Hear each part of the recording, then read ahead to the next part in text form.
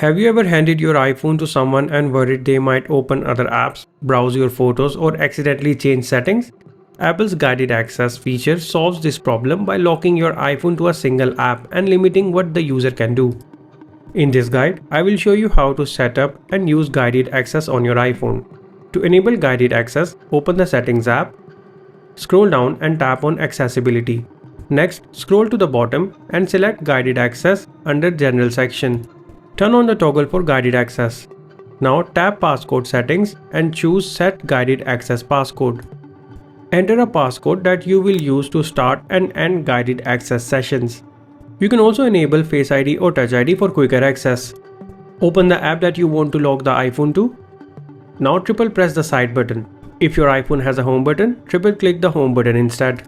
The guided access setup screen will appear. Before starting the session, you can tap options in the bottom left corner to customize what is allowed during the session.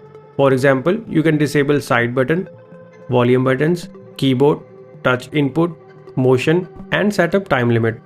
One of the best guided access features is the ability to disable certain parts of the display.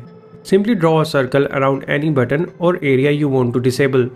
The selected area will become grayed out and won't respond to touch. This is perfect for preventing accidental taps on ads, menus, or settings inside an app, or disable the search feature. After choosing your preferences, tap Start in the top right corner. Your iPhone is now locked to the current app.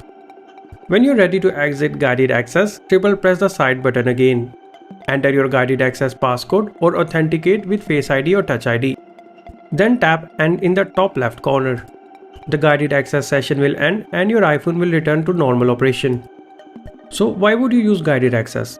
Well, guided access is useful in situations like when you want to let your children use your iPhone, show a presentation or demo, watch videos without accidental interruptions, lending your phone to someone else temporarily, or preventing unintended touches while gaming.